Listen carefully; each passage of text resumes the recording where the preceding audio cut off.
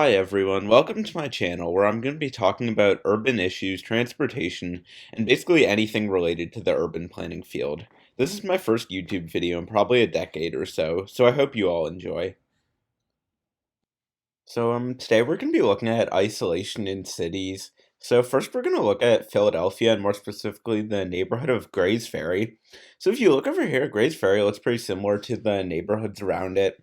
Like you have some parks scattered throughout, couple like restaurant over there, grocery store, some restaurants in the heart of the neighborhood, and similar sized blocks. Doesn't really look like there's any urban renewal.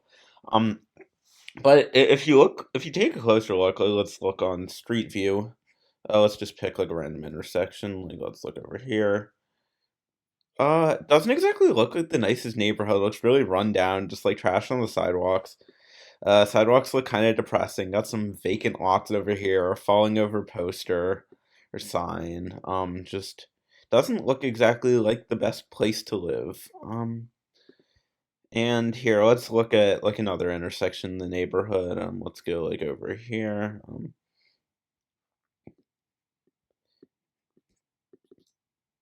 Again, it's just looks pretty bland, pretty depressing, like trash strewn throughout the streets. Just a lot of like just kind of depressing sidewalks and kind of just like fences. Not the best place, not the best place.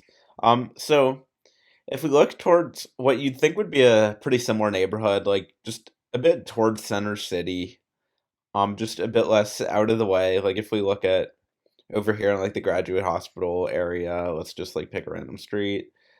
Um,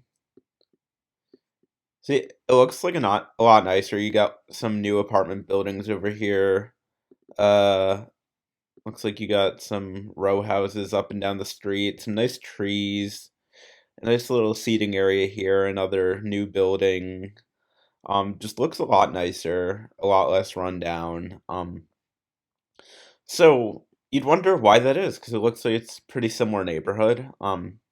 But so if you look at 25th Street, you can see the train tracks running along it. And if we go into Street View, you can see there's just the elevated freight tracks, probably owned by CSX, just running up and down 25th. And around it, you just got some empty lots, some warehouses, just not a lot going on.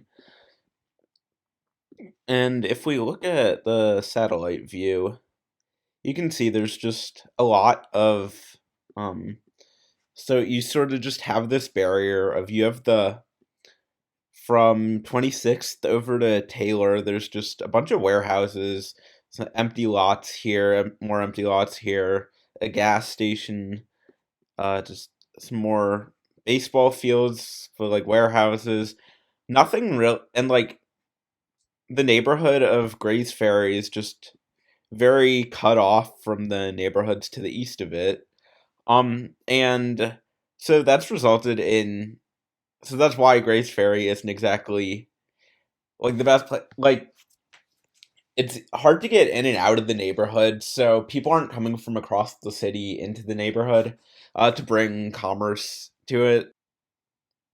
Also, if you look at the crime rates over here, over in Grace Ferry, like around 25th Street, 27th, like these are the areas with a lot of crime that just aren't very safe. And the areas to the north and the east are a lot safer, a lot less crime.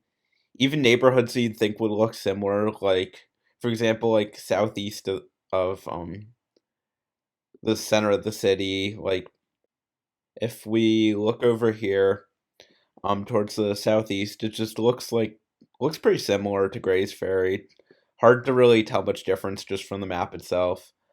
But also if you let's just pick like a random intersection. If you look at the street, it looks like there's no empty lots. Like the houses look a bit more in shape, just have their stuff together. Looks like some more like modern stores and restaurants and whatever. Just looks a bit better, like a bit safer neighborhood. Um, and so it's isolated in the sense that there's like warehouses and a rail line sort of cutting it off from the rest of the city, but that wouldn't really be an issue if there were transportation links. But if we look at the SEPTA high frequency map here, so let's look over here.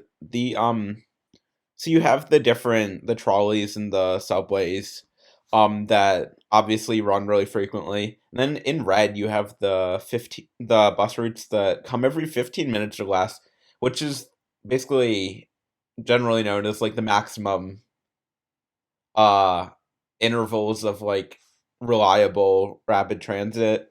And you have the blue ones are 30 minutes or less, but if it's taking every 30 minutes or so for a bus to come, you have to really plan your journey.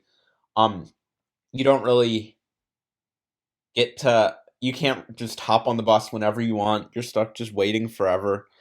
So if we look over here, so Gray's Ferry's in the area over here around like this edge of Snyder and like by Tasker Morris over here. So you have the blue, very infrequent bus lines, but there's only one frequent bus line, and that runs along Snyder. So, but Center City's over here where all the trains and frequent bus lines sort of run to.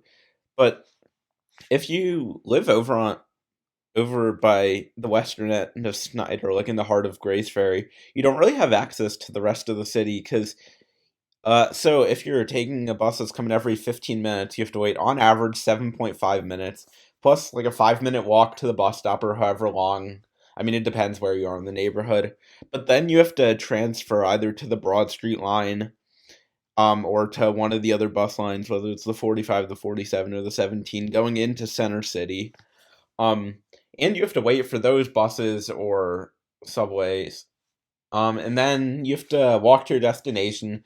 So to get to Center City, it's probably going to take you on a good day 45 minutes. On a bad day, probably over an hour. And it's really difficult to access those sorts of opportunities and amenities when you're so isolated and in a place like Grays Ferry. And so yeah, we're looking at an example of how isolation just really hurts an area and contributes to its sort of decline when people can't really get out of the area to access other opportunities.